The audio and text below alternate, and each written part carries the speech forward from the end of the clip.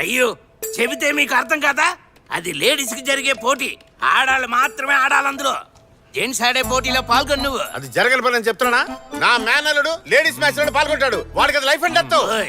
నువ్వు అనుకున్నట్టు ఇది సాదా కుస్తీ కాదు, మట్టి కుస్తీ. మట్టి కుస్తీ అంటే మట్టిలో తనుకుంటారా? కుస్తీ అంటే modern free style wrestling, mat మీద ఆడేది. కానీ మట్టి కుస్తీ ఓల్డ్ ట్రెడిషనల్ రెజ్లింగ్, మట్టిలోనే ఆడాలి. Super tough. అదంతా నువ్వు చెప్పకూడదయ్యా. మేమంతా పుట్టినప్పటి నుంచి మట్టిలోనే దొరలేదాం. గిల్లి, గోలి, బొంగరం, కోతుకొమ్మచ్చి, చుక్చుక్కు బిళ్ళ, తొక్కుడు బిళ్ళ, కర్రసాము, ఇలా మేము ఆడిన ఆటలన్నీ జీవితంలో వాడుంటావా? మేమందరం మట్టిలో మాటికెళ్ళయ్యా. నువ్వు మట్టి వాగుడు ఆపి మా అల్లుడి పేరు రాసుకో ముందు. రాసుకో. Hello sir. అవును సార్, బాగా నసగాళ్ళ ఉన్నారు. ఇదిగో వస్తున్నారు. ఈడే ఒక పొట్టి నస, మన్న నస అంటున్నాడు. వెళ్ళు, నువ్వు వచ్చాక చెప్తా. ఏంటి ప్రాబ్లం? సార్ రాజమండ్రి ఏరియా నుంచి వచ్చారు సార్. కీర్తితో కుస్తీ పట్టాలి, పోటీ పెట్టమని తన హస్బెండ్ ఒకటే నసపెడుతున్నాడు సార్. వాళ్ళిద్దరి మధ్య ఏదో సమస్య అనుకుంటా, అది ఎలా తీర్చుకుందాం అనుకుంటున్నాడు సార్. ఇంట్లో సమస్య అయితే దాన్ని ఇక్కడ తెలుసుకోవాలా? కోర్టుకు వెళ్ళమనవయ్యా, ఇడియట్స్. కోర్టుకి వెళ్తే ప్రాబ్లం తొందరగా తేలదు. వెంటనే సొల్యూషన్ కావాలనే కదా ఇక్కడికి వచ్చారు. అందులో తప్పేంటి? అయితే మ్యాచ్ అరేంజ్ చేయమంటావా? ఏంటి నువ్వు? మ్యాచ్ అరేంజ్ చేస్తే తప్పేంటి? ఇంతకు ముందు హస్బెండ్ అండ్ వైఫ్ మ్యాచ్ జరగనేలేదు. జరిగితే ఆల్రెడీ పోటీలన్నిటికీ షెడ్యూల్ ఫిక్స్ చేశాం కదా సార్. స్పెషల్ కేటగిరీ మ్యాచ్ అని అనౌన్స్ చేస్తే పోలా? అంతా మన చేతిలో పనేగా. అచ్చరే, నువ్వెందుకు ఈ మ్యాచ్ జరిపించాలని అంత ఇంట్రెస్ట్ చూపిస్తున్నావు? కమ్ ఆన్, ఈ మ్యాచ్ జరిగితే నీకు నీ క్లబ్కే బెనిఫిట్. ఎలా చెప్పు? ఒక హస్బెండ్ వైఫ్ మ్యాచ్ జరిగితే పబ్లిక్ లో ఒక ఎక్సైట్మెంట్ ఉంటుంది. స్పాన్సర్స్ చాలా మంది వస్తారు, అడ్వర్టైజ్మెంట్స్ ఉంటాయి. మనం టికెట్ రేట్స్ పెంచి డబ్బులు బాగా లాగొచ్చు.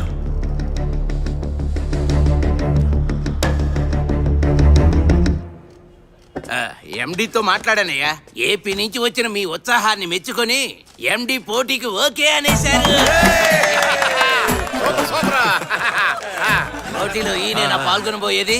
ఈయనే పేరు వీర. వీర. మీరు ఏపీలో రెజ్లింగ్ ఛాంపియనా?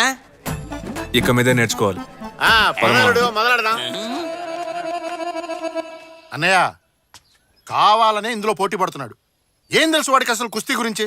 20 ఏళ్లగా కుస్తీ పడుతున్నా, నాకే ఇంకా కుస్తీ సరిగ్గా రాదు. ఎందుకలా డౌట్ గా చూస్తున్నావు? ఇదంతా రత్నంగాడి నాటకాలు అన్నయ్య. వాడి కోసమైనా మన అమ్మాయి పోటీలో పాల్గొని అల్లుడు గారిని ఎగేసి దిగేసి కొట్టాలి. బావుందయ్యా నువ్వు చెప్పేది. ఊరందరి ముందు దీని మొగుడిని ఇది కొడితే రేపు మళ్ళీ ఇద్దరు కలిసి ఎలా కాపురం చేస్తారు? కీర్తి, ఈ పోటీలో పాల్గొనడం లేదని చెప్పేసిరా. మనకి కుస్తీ వద్దు, ఏమొద్దు. సార్ పోస్.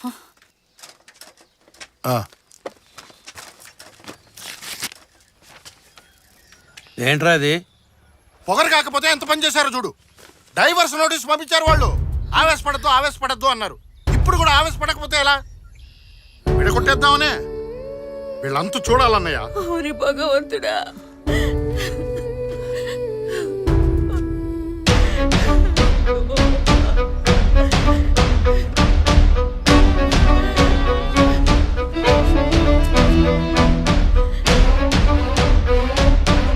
ఈ పోటీలో నేను ఖచ్చితంగా పాల్గొంటాను.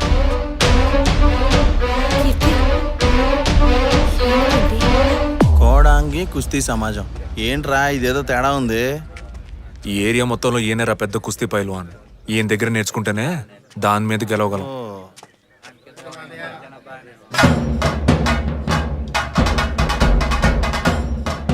ఆయనరా కోచు. కోడాంగి ఈయన అనుకుంటా, పేరు తగ్గట్టున్నాడు.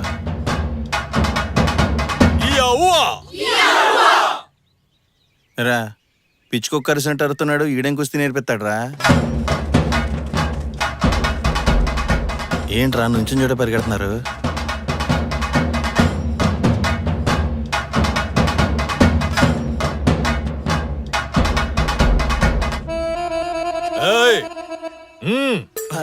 పదరా, ఖర్చేసేలా ఉన్నాడు. నమస్తే. ఎవర్రా మీరు? నేను వీరా, వీడి చట్టం. పేర్లు అడిగానా? స్టూపిడ్స్, ఎందుకు వచ్చారు ఇక్కడికి? 15 రోజుల్లో నేను మట్టి కుస్తీ నేర్చుకుని పెద్ద ఛాంపియన్ అవ్వాలి. నన్ను ఆశీర్వదించండి కోచ్. 15 రోజుల్లో నేర్చుకోవడానికి ఏదైనా పప్పు సాంబారా? కుస్తీరా? తెలుసు కోచ్. ఒక పెద్ద పోటీలో పాల్గొనడానికి పేరిచ్చాను. అందులో గెలవకపోతే నా పరువు పోద్ది కోచ్. ఎక్కడ పరువు? ఎప్పుడో పోయింది. గమ్మునుండ్రా. మట్టి కుస్తీ అంటే ఏంటో తెలుసా నీకు? కబడ్డీ తెలుసు coach. Kabaddi. What is this nonsense? కుస్తీ తెలుసా అంటే తెలుసో తెలీదో చెప్పాలి. అది వదిలేసి కబడ్డీ ఆడుతున్నావు. పిచ్చా నీకు? ఈడు మంచోడే కోచ్, ఇలా మామకే కొంచెం పెచ్చ, అందుకే కబడ్డీ కుస్తీ ఒకటని చెప్పి పంపించాడు. ఆ పిచ్చోడి దగ్గర నేర్చుకోపో. కోచ్ ఆగండి coach. Coach coach please coach, నా జీవితం మీ చేతిలోనే ఉంది. అంత పెద్ద పోటీనా? ఇంత కసిగా ఉన్నావు? చెప్తాను కోచ్. నా వైఫ్ తను ఇప్పుడు అర్థమైంది. మిగతా కథ నేను చెప్తాను. నీ వైఫ్ కి హెల్త్ ప్రాబ్లం, ట్రీట్మెంట్ చేయించడానికి డబ్బులు కావాలి. అందుకని పోటీలో పాల్గొని ప్రైజ్ గెలుచుకోవాలనుకుంటున్నావు. ఏమై కరెక్ట్? అది మామ కన్నా తెంగరోళ్ళ ఉన్నాడు. భలే కనిపెట్టారు కోచ్. నా కథ కూడా షేమ్ టు షేమ్. నా వైఫ్ ట్రీట్మెంట్ కోసం కుస్తీ పోటీలో పాల్గొని ప్రైజ్ గెలుచుకున్నాను. I'm very proud of you. నేను నీకు కుస్తీ నేర్పిస్తాను. థ్యాంక్ యూ రేపే కోచ్. వచ్చి జాయిన్ అయిపో.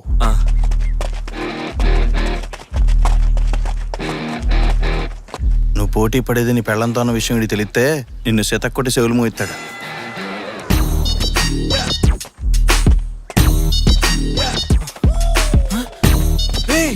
నువ్వు ఇక్కడేం చేస్తున్నావురా? నేను ఎప్పుడో జాయిన్ అయ్యా, నువ్వు వెళ్ళాటు. భర్తల భద్రతా సంఘంలో నేను చేరినట్టు నా పెళ్ళానికి తెలిసిపోయింది. ఆఫీస్లో అందరి ముందు లెఫ్ట్ రైట్ వాయించింది. పోటీలవి వద్దమ్మా, చెప్పేది విను.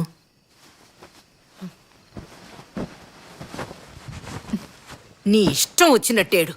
నా మాట ఎప్పుడు విన్నావని. అయినా ఆడపిల్లకి ఇంత అహంకారం ఉండకూడదు. అందరూ అక్కడ ప్రాక్టీస్ చేస్తుంటే నువ్వు ఎక్కడే పెక్తున్నావు? లేదురా, మ్యాచ్లో నేను ఓడిపోతానేమో అని భయంగా ఉంది. ఫీల్ అవుకో, నువ్వు ఖచ్చితంగా గెలుస్తావు. ఎలా చెప్తున్నావు? షార్పట చూస్తావా? చూశాను. అందులో రంగయ్య ఎవరి దగ్గర ట్రైనింగ్ తీసుకున్న ఎవరు గెలవాలా? చివరికి దిక్కులు చూసిన సమరానే గెలిచాడు. వెంకటేష్ గురు సినిమాలో చిన్నప్పటి నుంచే ట్రైనింగ్ తీసుకున్న వాళ్ళ అక్కని దాటి టీవీలో మ్యాచ్లను చూసి దాని చెల్లె గెలిచింది. ఇంకోటి చెప్పనా, తమ్ముడులో బాక్సింగే జీవితం అనుకున్న అన్న క్యారెక్టర్ కన్నా చివరి దాకా దిక్కులు చూసిన మన పవర్ స్టారే కప్పు కొడతాడు. దీనిలో నీతేంటి?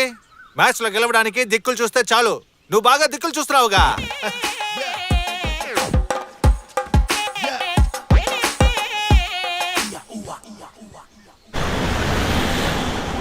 ஊருக்காரங்க என்ன நினைப்பாங்க? சொந்தக்காரங்க கிட்ட என்ன பதில் சொல்றது? நான் கேட்க மாட்டேன். ஏன் வண்டியில பதில் பேசிட்டு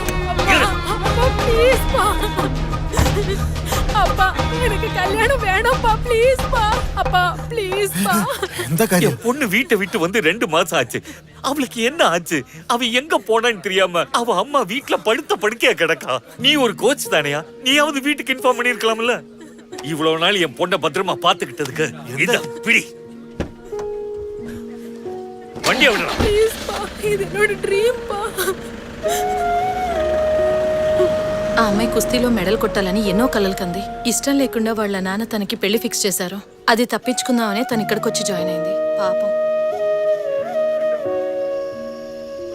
బాయ్స్ అండ్ గర్ల్స్, ఈ పార్టీ అరేంజ్ చేసింది ఎందుకో చెప్పనా? కేవలం 15 రోజుల ట్రైనింగ్ తీసుకొని ఒకడు పెద్ద పోటీకి తయారయ్యాడు. అతను ఇంకెవరో కాదు, మన వీరానే. అతని సక్సెస్ కోసమే ఈ పార్టీ. నువ్వు మ్యాచ్ గెలిచిన తర్వాత ఆ సక్సెస్ ని ఎవరికి డెడికేట్ చేస్తావు? మీకే కోచ్. నో, నీ వైఫ్ కే డెడికేట్ చేయాలి నువ్వు. రేయ్, గెలిచినప్పుడు కదరా డెడికేట్ చేయాలి. ఓడిపోయే మ్యాచ్ కి ఎందుకు గోలా? రేయ్, ఎక్కడికి? మెక్కడానికే. వస్తావా? కోచ్, వైఫ్ అండ్ వైఫ్ గురించే మాట్లాడుతున్నారు. మీ వైఫ్ చనిపోయి చాలా కాలం అయింది, ఇంకా ఆవిడ గురించే తలుచుకుంటున్నారా? రోజులు గడిచే కొద్దీ తన జ్ఞాపకాలతోనే బతుకుతున్నాను. తాగుతూ మృగంలా తిరుగుతున్న నన్ను మనిషిలా మార్చింది తనే. తన నాన్నకి నన్ను పరిచయం చేసి కుస్తీ నేర్పించమంది. ఒకరోజు పెళ్లి కూడా చేసుకుంది. అంతా తన ఇష్టమే. పిల్లలు లేకుండా కూడా ఉండొచ్చు, కానీ వయసు అయిపోయాక భార్య లేకుండా ఒంటరిగా బతకలేం. మీ మధ్య అసలు గొడవలు రాలేదా? నేను నీకు అక్కర్లేదు, నువ్వు నాకు అక్కర్లేదు అనుకున్న వాళ్ళ మధ్య అస్సలు గొడవలు రావు. నేను నీకు ఎంత ముఖ్యమో, నువ్వు నాకు ఎంత ముఖ్యమో అనుకునే వాళ్ళ మధ్య గొడవలు వస్తాయి. దాన్నే మొగుడు పిల్లల గొడవ అంటారు. మేము గొడవ పడని రోజంటూ ఉండదు. తిట్టుకుంటాం, కొట్టుకుంటాం. నీ పెళ్ళాం మెడలో తాళి కట్టిన క్షణం నుంచి నీ కుటుంబం అనే సామ్రాజ్యానికి తన మగటంలోని మహారాణి అవుతుంది. తన మాటే శాసనం. దానికి అనుకూలంగా నడుచుకోవడమే మొగుడు పని. ఈ రహస్యాన్ని అర్థం చేసుకుంటే కుటుంబంలో ఏ సమస్య రాదు. మీరొకరు కోచ్. చాలా ఇళ్లలో పెళ్ళాం చెప్పిన దానికి మొగుడు తలాడించినా గొడవలు వస్తానే ఉన్నాయి. ఒకళ్ళనొకళ్ళు అర్థం చేసుకునే ప్రయత్నంలో పెళ్ళైన మొదటి 10-15 సంవత్సరాలు ఇలాంటి చిన్న చిన్న గొడవలు ఉంటాయి. 15 సంవత్సరాలా? ఆ తర్వాత సర్దుకుపోతాయా? వెంటనే సర్దుకోవు. అప్పుడప్పుడు ఇంటికి వచ్చిపోయే చుట్టాల్లాగా అప్పుడప్పుడు ఇంకో 7-8 సంవత్సరాలకి గిల్లి కచ్చాలుంటాయి. అప్పుడైనా సర్దుకుపోతాయా లేదా? ఆ తర్వాత ఇద్దరికి వయసు 50-60 పైబడుతుంది. గొడవ పడ్డానికి ఇద్దరి ఒంట్లో శక్తి ఉండదబ్బాయి. ఆ క్షణం నుంచి మొదలవుతుంది ప్రశాంతమైన జీవితం.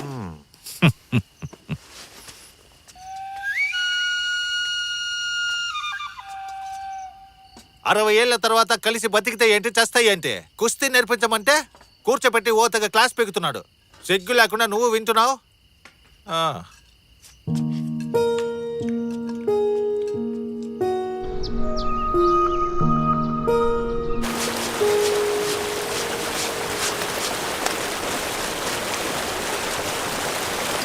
అతయ్య మామయ్యలేడా? బయటికి వెళ్ళారు, ఇప్పుడు వచ్చేస్తారు. కూర్చో.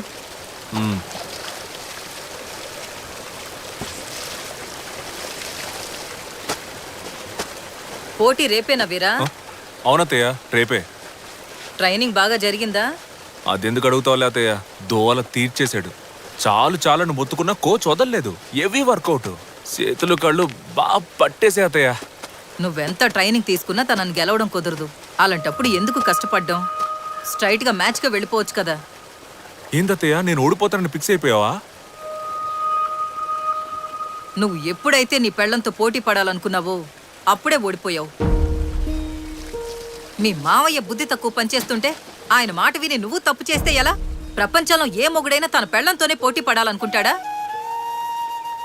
మీ మగాళ్ల దృష్టిలో ఆడదంటే నోరు మూసుకుని మీరు చెప్పిన దానికల్లా గంగిరెద్దులా తలాడిస్తూనే ఉండాలి కదా. నాకు తెలియక అడుగుతాను, ఆడద లేకుండా మీరు బతకగలరా? చచ్చే వరకు ఆడదాని మీదే ఆధారపడతారుగా.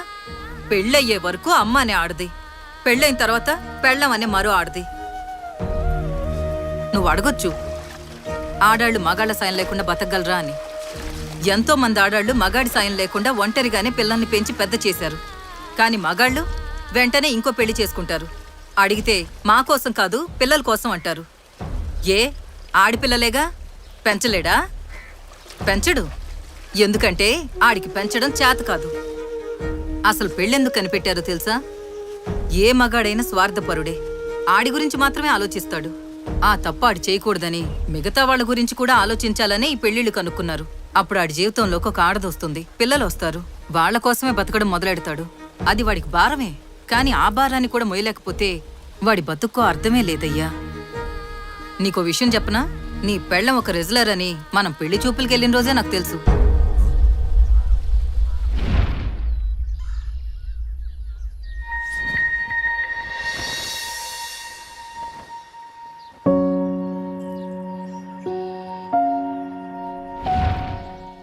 ఈ విషయం ఆ రోజే నాకెందుకు చెప్పలా? చెప్తే ఈ పెళ్లి చేసుకునేవాడివా? కీర్తి లాంటి ఒక అమ్మాయి నీ జీవితంలోకి వస్తే నీ లైఫ్ మారుతుంది, నువ్వు మారుతావని ఆశపడ్డాను. అందుకే నీకు చెప్పలేదు. వీరా, ఒకరోజు నువ్వు ఇంట్లో లేనప్పుడు కీర్తిని నేను గుడికి తీసుకెళ్లాను. రెస్లింగ్ ని పూర్తిగా మర్చిపోయావా? 48 రోజులు ఒక విషయాన్ని వదలకుండా చేస్తే వాళ్ళకి అది అలవాటైపోతుందంటారు. 15 సంవత్సరాలుగా రెస్లింగ్ మాత్రమే నాకు తెలుసు. ఎలా మర్చిపోమంటారు? అయితే మరి ఈ జీవితం ఎందుకు కావాలనుకున్నావు?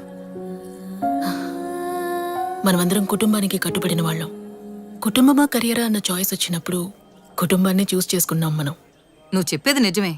కానీ జీవితంలో ఏదైనా సాధించాలనుకుంటే కుటుంబం గురించి అంత ఆలోచించకూడదు. దేన్ని పట్టించుకోకుండా ముందుకెళ్తూనే ఉండాలి. ఆలోచించడానికి ఇది బాగుంటుంది.